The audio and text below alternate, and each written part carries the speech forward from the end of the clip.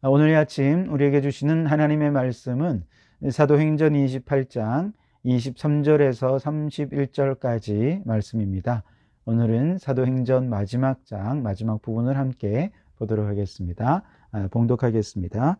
그들이 날짜를 정하고 그가 유숙하는 집에 많이 오니 바울이 아침부터 저녁까지 강론하여 하나님의 나라를 증언하고 모세의 율법과 선지자의 말을 가지고 예수에 대하여 권하더라.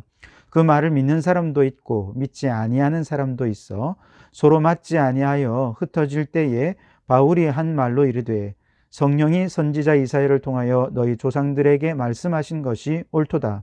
일러스되 이 백성에게 가서 말하기를 너희가 듣기는 들어도 도무지 깨닫지 못하며 보기는 보아도 도무지 알지 못하는도다. 이 백성들의 마음이 우둔하여져서 그 귀로는 둔하게 듣고 그 눈은 감았으니 이는 눈으로 보고 귀로 듣고 마음으로 깨달아 돌아오면 내가 고쳐줄까 함이라 하였으니 그런즉 하나님의 이 구원이 이방인에게로 보내어진 줄 알라. 그들은 그것을 들으리라 하더라. 바울이 온 이태를 자기 셋집에 머물면서 자기에게 오는 사람을 다 영접하고 하나님의 나라를 전파하며 주 예수 그리스도에 관한 모든 것을 담대하게 거침없이 가르치더라. 아멘. 자, 오늘도 이 말씀을 통해 우리에게 주신 하나님의 음성을 듣게 되길 바랍니다. 오늘 말씀은 이제 사도행전 마지막 부분이죠. 사도행전과 누가복음은 누가가 공통적으로 쓴 책인데, 그런데 이 두 말씀이 서로 아주 긴밀하게 연결이 되어 있습니다.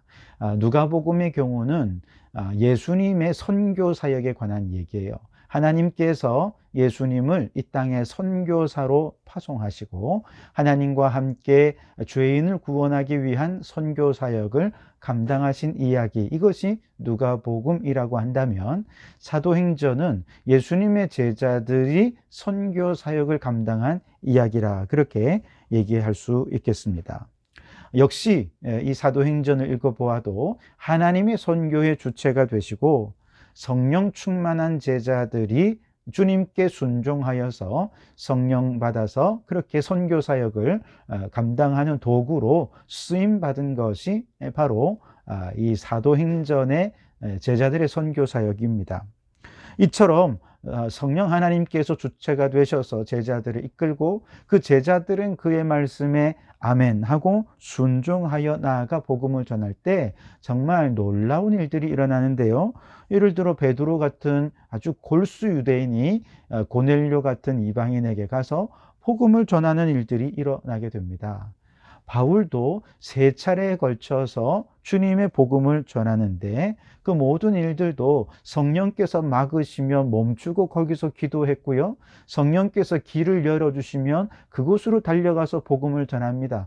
그랬을 때 가는 곳마다 생명이 위협을 받기도 했고 정말 많은 복음의 방해가 있었음에도 불구하고 가는 곳마다 복음의 열매가 맺혀지고 심지어 이 복음이 아시아를 넘어 유럽으로 넘어가서 유럽을 복음화하게 되는 정말 놀라운 일들이 일어나며 복음이 점점 확장되어져 가는 모습들을 사도행전의 말씀은 우리에게 전해주고 있습니다.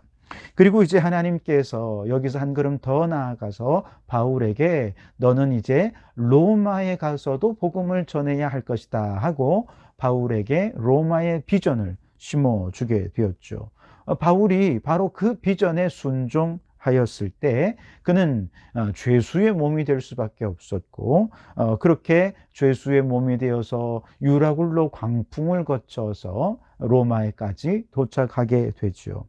사람들은 모든 과정에서 선교사 바울이 복음을 전하지 못하도록 하기 위해서 그를 끊임없이 고소해서 감옥에 가두고 그래서 복음도 함께 가두고자 했지만 그 어떤 것도 복음을 가로막지 못했습니다.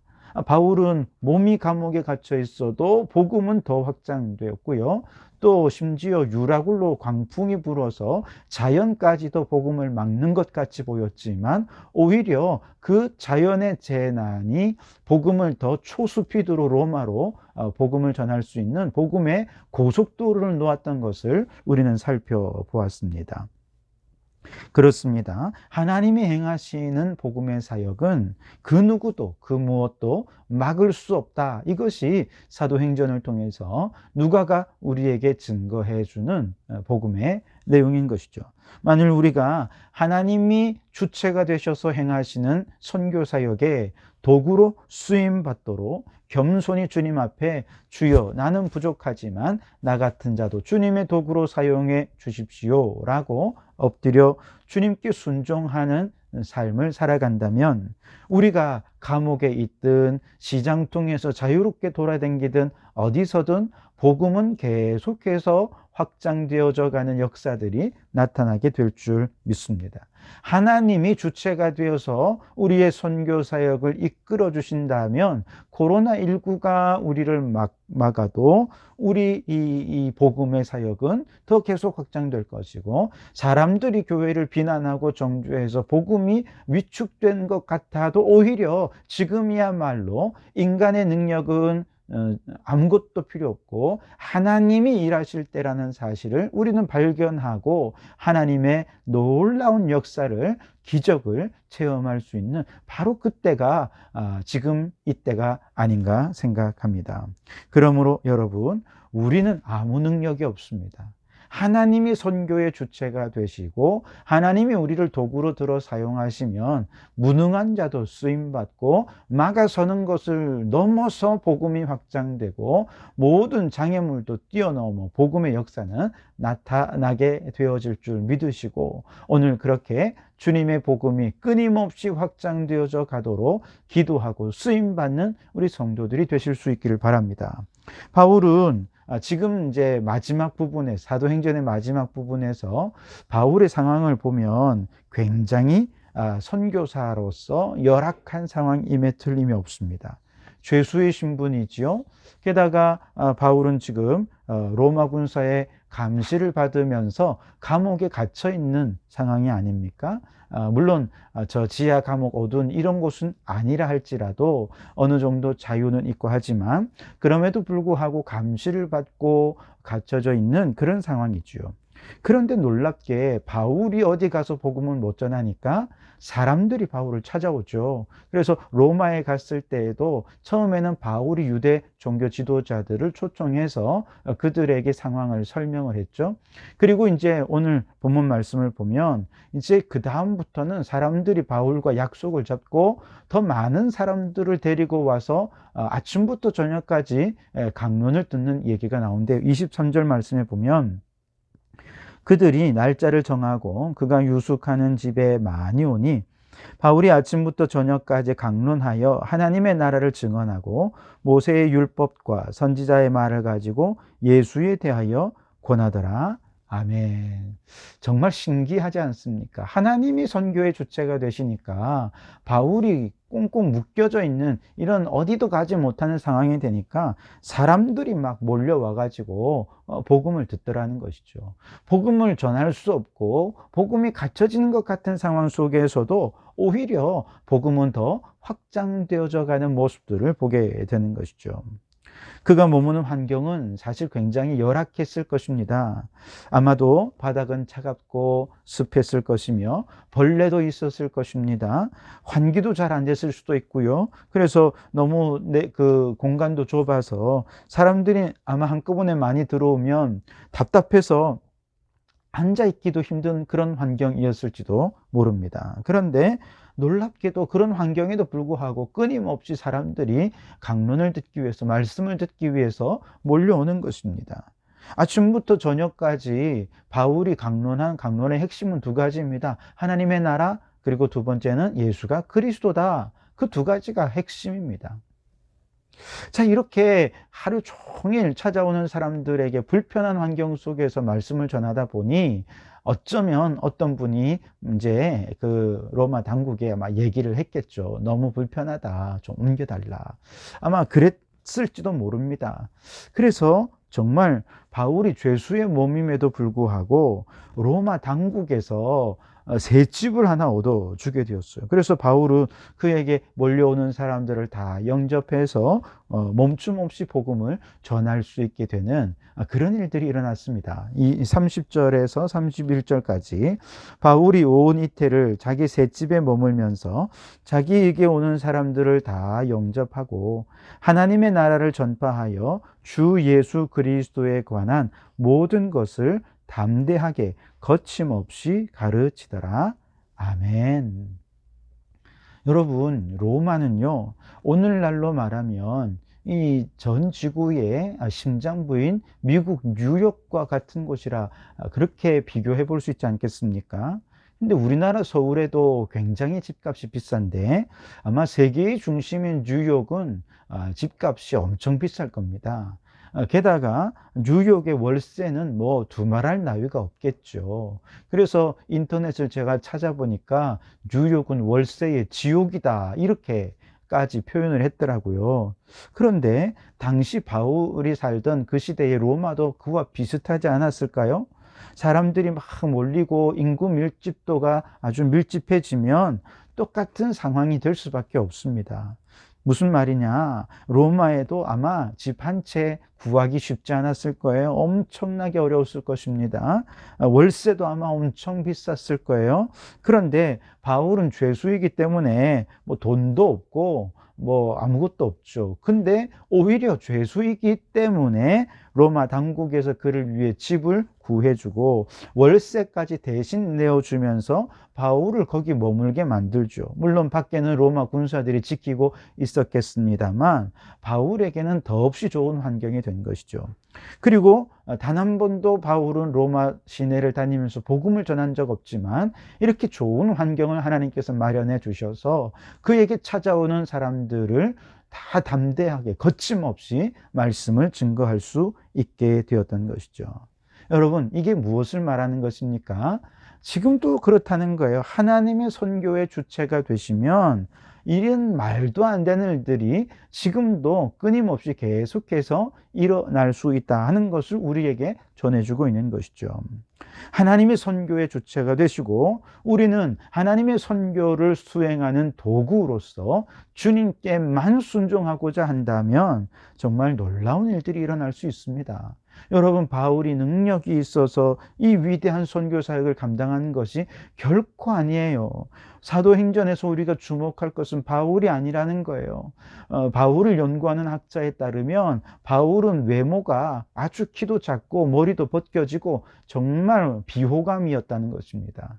게다가 고린도후서 11장 말씀에 보면 바울 스스로도 자신은 언변이 좋지 못하다, 말에는 부족하다 이렇게 표현할 정도로 말주변이 없는 사람이었습니다. 여러분, 대중들 앞에서 말씀을 전하고 복음을 전하고 대중연설을 하려면 외모도 좀 받쳐줘야 되고요. 그리고 또 말솜씨도 아주 중요하지 않습니까? 그런데 이 두 가지가 바울에게는 완전 꽝이었던 것이죠. 그럼에도 불구하고 하나님이 그를 도구로 쓰시니까 그를 통해서 많은 사람들이 예수님을 믿고 구원을 얻게 되는 놀라운 선교의 열매들이 맺혀지게 되더라는 것이죠. 다시 말해 복음 선교는 사람이 하는 일이 아니라 하나님이 하는 일이라는 거예요. 뿐만 아니라 복음 선교는 어떤 좋은 프로그램이나 창의적인 아이디어가 있어서 그걸 가지고 하는 것도 아니라는 것입니다. 우리는 그저 하나님이 선교하시고 그 선교하는 일에 도구로 쓰임 받으면서 순종하기만 하면 최선을 다해 주님의 뜻에 맞게 순종하려 할 때 그곳에서 생각지도 않았던 좋은 아이디어도 나오고 좋은 프로그램도 나오고 그렇게 하면서 복음이 점점 더 확장되어 가는 것이죠. 그래서 우리가 주님의 선교의 도구로 쓰임 받을 때 꼭 필요한 것은 순종하기만 하면 되는 거예요. 그리고 여기서 한 가지 더 얘기하자면 순종하다가 이 선한 일을 할 때 낙심하지 말라는 것입니다. 포기하지 않고 끝까지 그 사명에 충성하기만 한다면 우리 안에서 착한 일을 시작하신 하나님께서 그리스도 예수의 날까지 반드시 그 일을 이루게 해 주실 것을 믿으시기 바랍니다. 이것이 주님의 약속입니다. 물론 복음을 전하다 보면 듣는 사람들 가운데 믿는 사람도 있지만 믿지 않는 사람이 훨씬 더 많을 것입니다. 바울도 그랬어요. 그래서 말씀을 전했는데 사람들이 말씀을 듣는 사람도 있고 안 듣는 사람도 있는데, 안 듣는 사람들이 돌아가면서 서로 마음이 안 맞아서 좀 불평을 얘기했나 봐요. 그랬더니 바울이 이사야서의 말씀을 그들에게 선포하는데, 오늘 26절에 보니 너희가 듣기는 들어도 도무지 깨닫지 못하며 보기는 보아도 도무지 알지 못하는도다. 그러면서 내가 당신 같은 유대인들 때문에 이방인에게 복음 전한 거요, 그렇게 얘기를 한 거죠. 여러분, 우리가 복음을 전하다가 복음을 받아들이지 않는 사람들이 훨씬 더 많을 거예요. 여러분, 그럴 때 우리가 낙심할 필요 없습니다. 그냥 바울처럼 담대하면 돼요.